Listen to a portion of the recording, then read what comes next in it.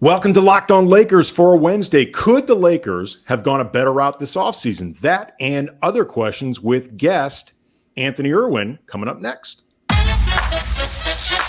You are Locked On Lakers, your daily Los Angeles Lakers podcast. Part of the Locked On Podcast Network, your team every day.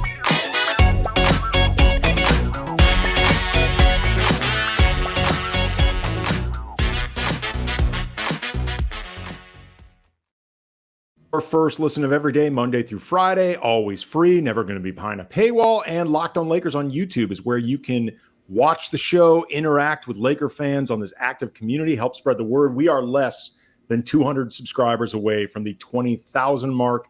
Thank you very much. I feel like I'm doing a telethon right now, but it's really awesome, and we really need all of you there. You guys are a big part of what makes this show work. I want to let everyone know this episode brought to you by FanDuel Sportsbook, the official sports book of Locked On. Make every moment more. Visit FanDuel.com/LockedOn today to get started. So Brian is on vacation, and we got a slate of guests in his place, beginning with the former host of Locked On Lakers, the man who helped make this show a thing. He is currently the host of Lakers Lounge, and he recently launched a Substack.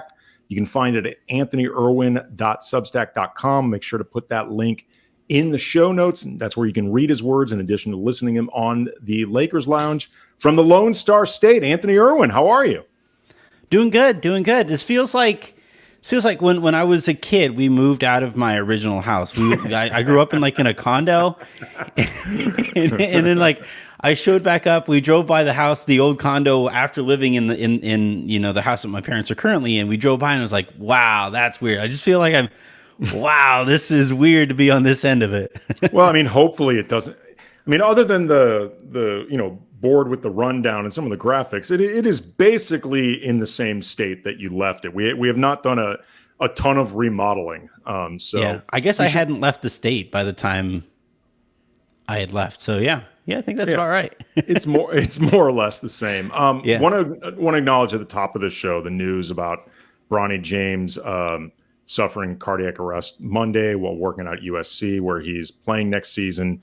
He's in stable condition. The family spokesperson from the James said, quote, "Yesterday while practicing, Bronny James suffered a cardiac arrest. Medical staff was able to treat Bronny and take him to a hospital. He is now in stable condition and no longer in ICU. We ask for respect and privacy for the James family. We'll update media when there's more information. LeBron and Savannah wish to publicly send their deepest thanks and appreciation to the USC medical and athletic staff for their incredible work and dedication to the safety of their athletes." Obviously, best thoughts and wishes are out there to Bronny James, LeBron, his family, and Anthony are both parents, so recognize this is terrifying stuff. Like on a human level, it's gut-wrenching, but we're not going to discuss this in terms of, how does this potentially affect Bronny James's career, what this does potentially for LeBron moving forward. Like at this stage, there's not enough information known, and it would just be ghoulish. So yeah, wanted to make sure people are aware that this happened. But Anthony, I'm sure you can attest, it's just frightening to hear about.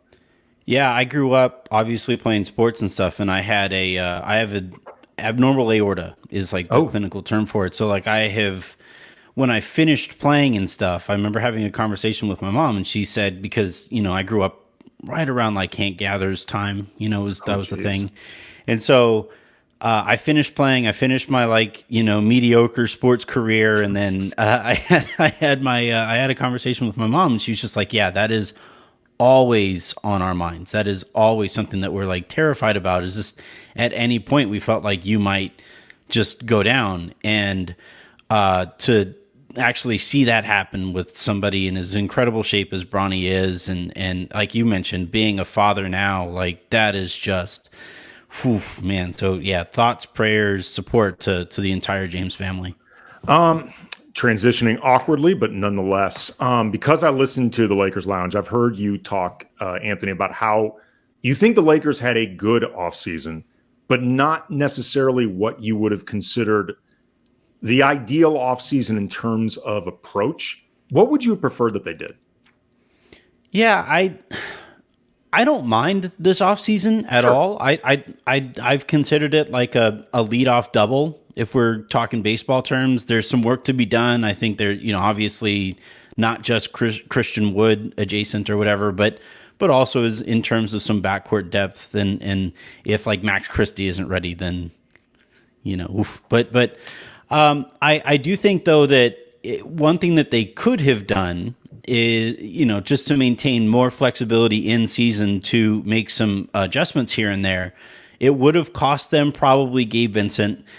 They could have kept Taurean Prince at the number that they wound up signing him to, but they would have gone over the luxury tax, and they wouldn't be hard capped, and they would still, you maybe bring back Lonnie instead of bringing in Gabe Vincent or whatever, and in doing so, without getting too far into the weeds, you would have had more, and maybe you bring back Malik Beasley, you bring back Mo Bamba, and you have more mid-tier Malik contracts. Beasley would have prepreferred that route. Yeah, and Mo Bamba. Yeah. I think both. Yeah, exactly. And no, look, like I understand. Yeah, Bamba's just somewhere listening, like, I know, right? Wouldn't that have made great sense?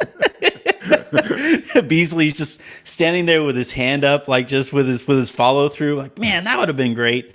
But yeah, like I look at it like I don't. The crux of the question that essentially gets asked is if you think Gabe Vincent is enough to hard cap you, if you think he's enough of an upgrade to hard cap you, and I think that's a fair question to ask, yeah. And I legitimately don't know which side I fall on that. Some days I think, man, Vincent with his quicker release and his on ball abilities is the kind of upgrade and better fit than Schroeder was. That makes a ton of sense.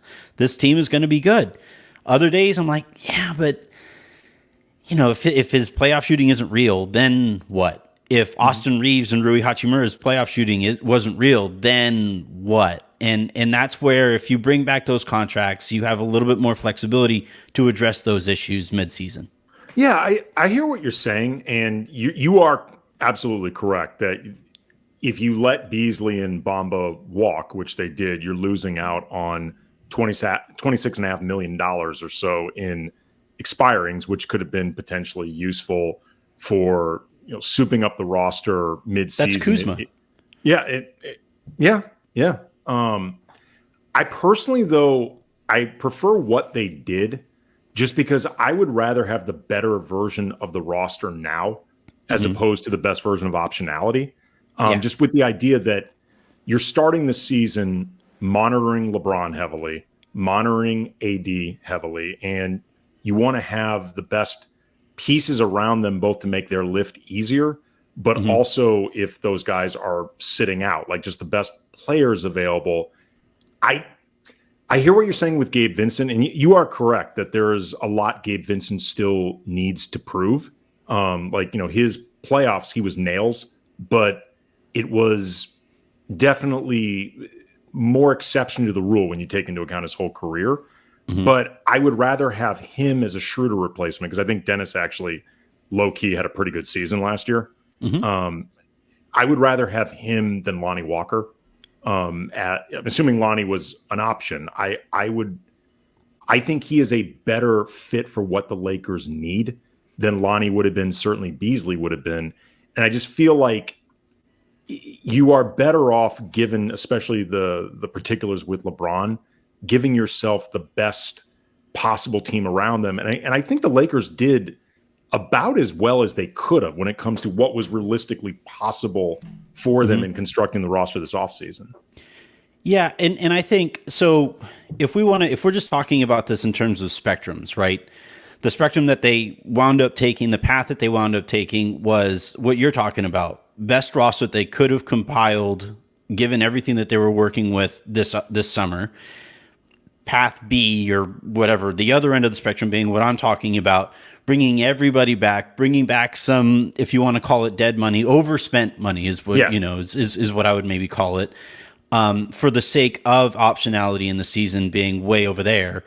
The thing that they could have done in the middle and bridged that gap in the middle, and this again is granting that Walker would have been open to this, but if you bring Walker back, he signed a minimum contract. If you offer him a couple extra million, which they could have done with their bird rights, to come back and be a little bit of guard depth just in case Gabe isn't who he was in the playoffs, just in case Austin plateaus at what we saw last year, just in case D'Angelo Russell is closer to what we saw in the Western Conference Finals, or if he has injury issues like we saw him have last year, or if Max Christie isn't quite ready to step into the role that I think the Lakers have envisioned for him. You have just that little bit of depth there. And again, you have an expiring contract at like $6-ish million that you could combine with a minimum contract and bring in a $10 million player at the deadline. I think that middle path is the path I would have preferred they take, rather than, it really seems like they were inclined to get under the luxury tax and reset the repeater so that, come a season from now or whenever, as they rebuild, they don't have to worry about that. Like we thought their hard cap was the one that everybody is considering a hard cap, which that second apron is. But it actually looks like the luxury taxes was kind of what they're trying to get under. And I think over the course of the season, they're going to try to do it.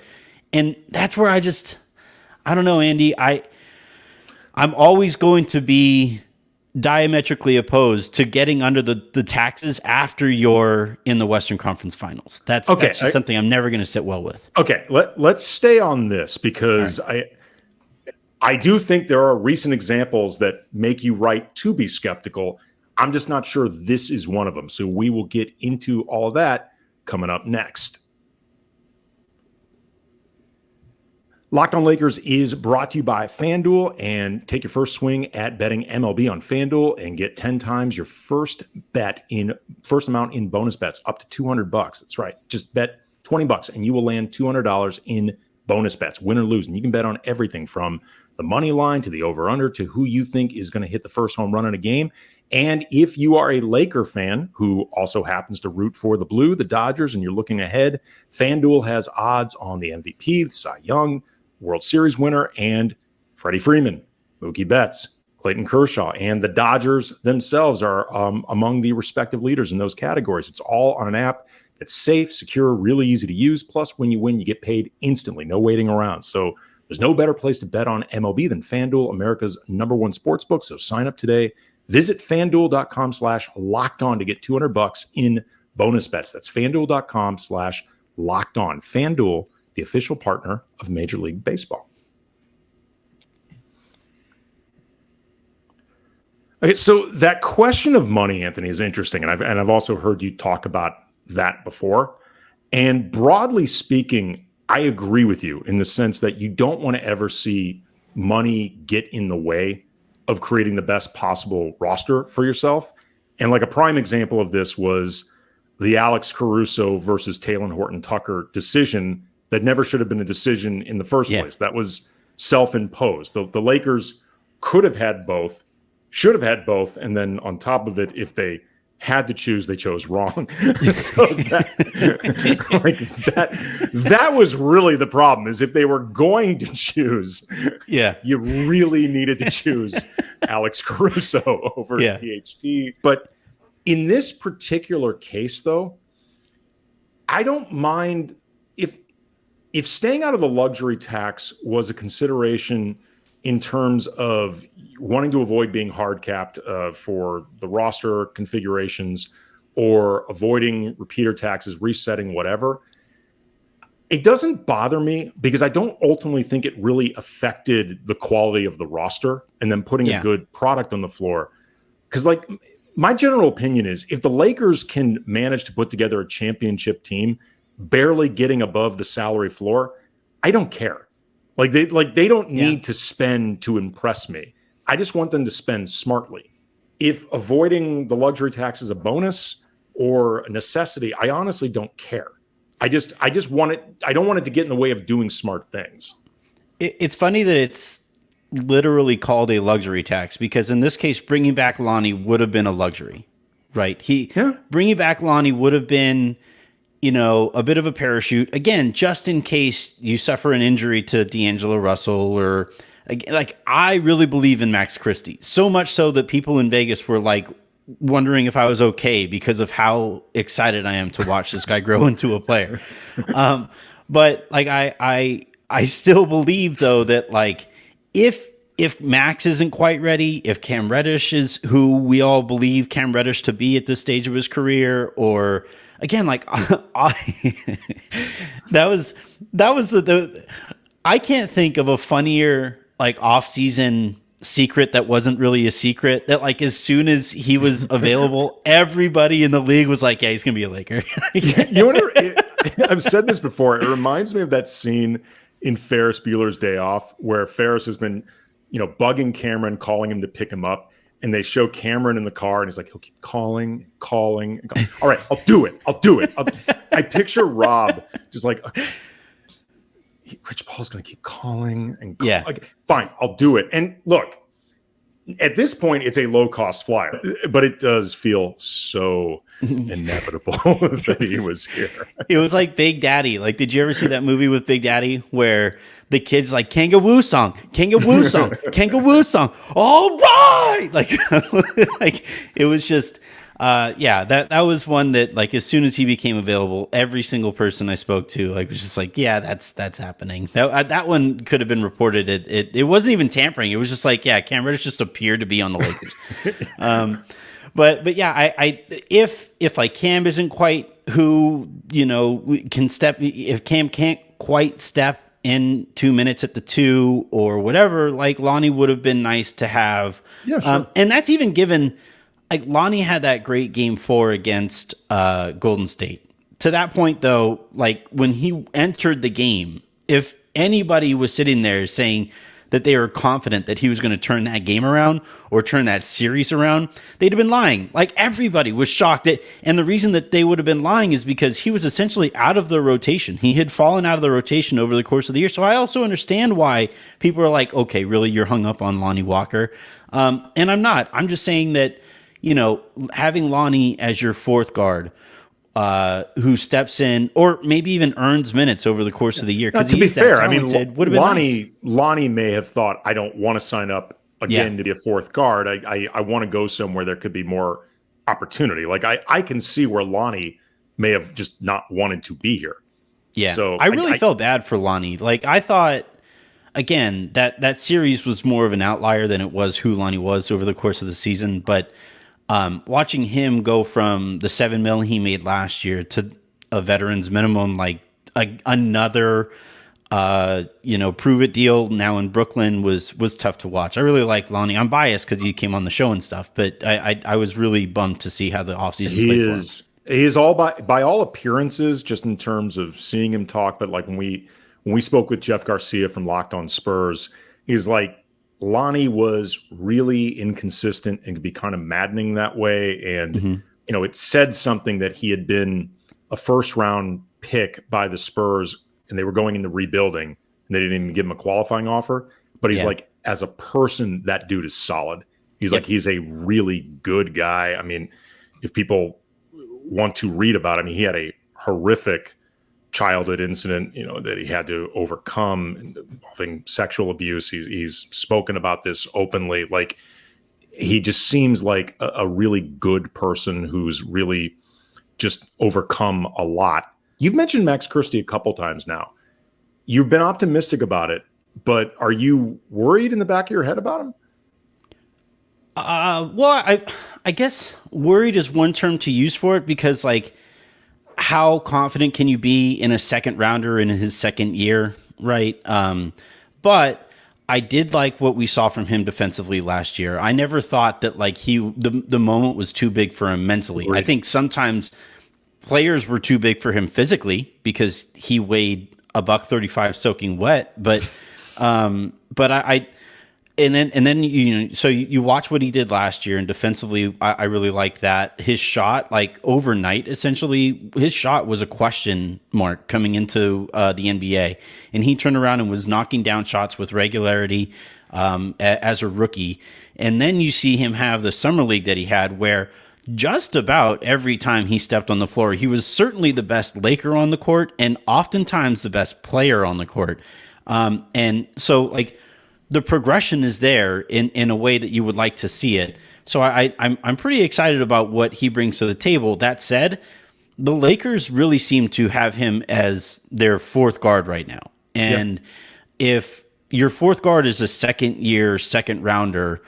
That is, I think, a spot to be a little nervous about. And if he doesn't have it, now you're hoping Cam Reddish figures it out, or you're hoping that Jared Vanderbilt can come up and play like a pseudo shooting guard, even though he can't shoot, but can defend. All of those guys.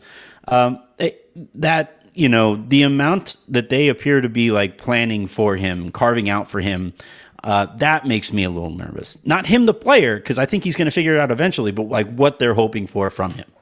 I understood why he was taken out of the rotation, particularly after they redid the roster. Most coaches would not be wanting to play Max Christie unless they absolutely had to. So I had no problem with Darvin taking him out of the rotation, but I also wouldn't have had a problem with him staying in. Yeah. And that to me gives me the confidence with Christie that I think he can handle a 15-minute a night role next season. He's got to prove it, but I'm pretty confident with it. I'm glad that you used the term confidence there quite a bit, because Darvin, if you listen to him talk, is I joked with Harrison in messaging back and forth. It was like Darvin has that like I didn't get fired confidence, and like he really seems to have the support of the organization behind him. And asking a rookie coach, or hoping that a rookie coach in a prove it year, first time coaching in the NBA ever, in that spot with LeBron James expectations, hoping that he sticks a rookie in some playoff spots is a lot to hope for. But now that Darvin hasn't been fired and he has that support of the organization, and you have him in lockstep with Rob Pelinka, I do really think that this isn't going to be a situation like we saw with, say, Austin Reeves or even Alex Caruso, where we were just sitting there hoping, hey, this guy's numbers, on-off numbers are really good. It's backed up by the eye test. Can we get this guy some more opportunities? I don't think we're going to be worried about that as much with Max. And if we are, it's because the guys ahead of him, Gabe and Austin and even D'Lo, are playing it in a way that it's hard to find minutes for Austin, beyond the 30 minutes each of those guys are going to get per night. Right, and ultimately that's a good problem to have. I want to talk with you a little bit about most intriguing of the new players. You can define that however you want, but talk about that coming up next.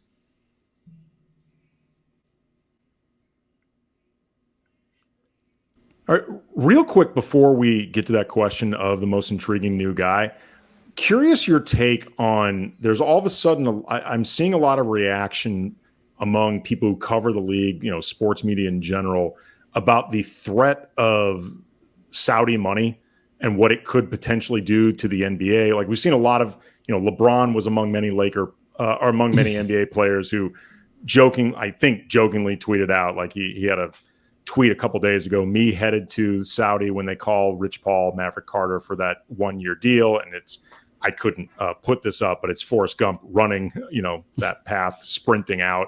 Draymond Green's commented on it. I believe Dame Lillard's commented on it. All these guys, Giannis commenting on it. All these guys noting like it's a hell of a bag Mbappe got. And people wondering if this could actually become a threat to the NBA. I don't think we're there yet. And for the time being, I'm not even that concerned about it happening, but I'm curious what you think. All right. So I was going to have Miriam Swanson on the show back when Live and the PGA Tour merged on your show, Lakers Lounge. In the lounge, and we plug the name of the show, Anthony. On the Lakers Lounge, which you can find everywhere that you find podcasts, as well as YouTube, where we are trying to get those subscriber numbers up as well. But anyway, so we were talking. It happened like minutes before she and I were about to record, and I felt really bad because I asked her this like macro, almost existential sports question about Saudi money making its way into the NBA. And my takeaway immediately from that was that Adam Silver and Roger Goodell and every commissioner in sports, in American pro sports, was thanking the PGA Tour for taking the Saudi money in the way that they did, and B, bungling it to the extent that they did, because there's no way anybody can do it worse than the way. So I thought that, will we eventually have essentially a Saudi-based owner? I think initially I thought, yeah, 100% that's eventually going to happen. But the more that I've thought about it, this new CBA was essentially directed at Joe Lacob and at Steve Ballmer. And it was the rest of the NBA's owners basically collectively saying, you are not going to spend your way to championships year in, year out. And if you're going to try to do that, if you're going to try to do that, you are going to run into some actual logistical issues in filling out the rest of your roster. And if that is their response to Ballmer and Lacob, whose wealth is somehow dwarfed by Saudi wealth, then it makes me think that while the NBA would love that influx of cash, I do kind of think that the owners would come together and say that would be too much of an advantage right as soon as that owner steps into the league. So in terms of like a threat to buy an NBA team, I think that's somewhat overblown. Now, if they start their own league and they start poaching talent or trying to poach talent that way, in the same way that Liv did with the PGA Tour, you could try to do that. And just like they're doing in soccer, right, or football, people keep yelling at me about calling it soccer with Messi playing in the MLS. It's the Major League Soccer League, guys. Right. But anyway,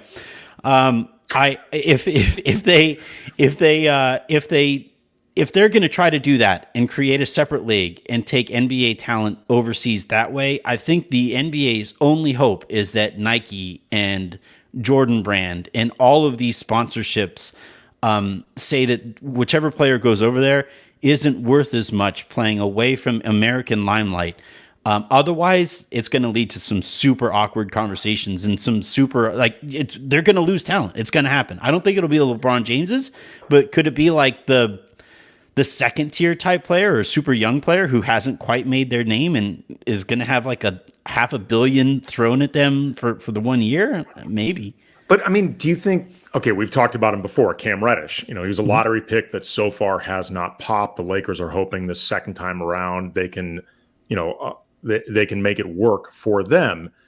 I don't think Cam Reddish would get a $500 million offer to go to a Saudi basketball league, because I don't think that's worth the investment for them. I mean, even with the amount of money they have, they still want to spend it. And Mbappe, that makes sense, spending it on him. Like, it doesn't make sense to spend it on someone like that. That a lot of the reaction would just be like, "Wow, you're giving him that much money? Like, why?" Yeah, I'm trying to think of all right, who it would be? It'd be James Harden. James Harden could fetch, he clearly doesn't really care about winning in the NBA. And I have no argument against you. so if they came to James Harden and said, hey, you can make $500 million next year, you come on over here and you play in this league, and if you bring anybody along with you and essentially be like NBA Phil Mickelson, ironically also a lefty, I do kind of wonder if that would be the kind of talent that they try to bring. Again, like LeBron James has $1 billion contract with Nike. And if Nike says, LeBron, you don't go over there, then he's not going to go over there. We actually saw some of this with Charles Barkley, where Liv wanted him, and he said what wound up keeping him in the States was the amount of sponsorship opportunities that would have gone out the window as soon as he signed on that contract. So, And by the way, I think that would be like a smart reaction from Nike. Nobody would watch that. Not to mention all of the, societal issues that come with Saudi money. But that is kind of the hope there that the NBA and all American pro sports have, is that just the marketing there it would be such a step back that players decide not to do it. Yeah, I mean, and they've also, for the time being, have the advantage of it's the best talent over here. Like, James Harden, you are correct, I think would be the type of guy who would say, I'll do this, whatever. But it would be awkward going over there by himself, essentially as like a one-man barnstorming tour against a bunch of really crappy competition. So it would require, I think, several guys going at once in order to really make this feel like you are, I mean, you're taking the bag no matter what, but for it to feel like it's something more than like the basketball equivalent of stunt casting. You know what I mean? Like it would need to feel like you're actually joining real basketball, I think. But it'll be interesting to see how this plays out. But I just saw a lot of reaction towards it. Real quick, though, before we end up wrapping things up, most intriguing new Laker to you? You can define it any way you want. Last really quick thought on the Saudi stuff. Soccer or football, whatever we want to call it. Sports. Both. Soccer is you can make everyone that, happy that way. Yeah. So soccer ball is yeah. So the thing with soccer though is that like Mbappe can go and play in that league or play for one of those teams and then also go and compete against the Premier League or Liga 1 or whatever. In one of the bigger global tournaments that gets held eventually at the end of the year.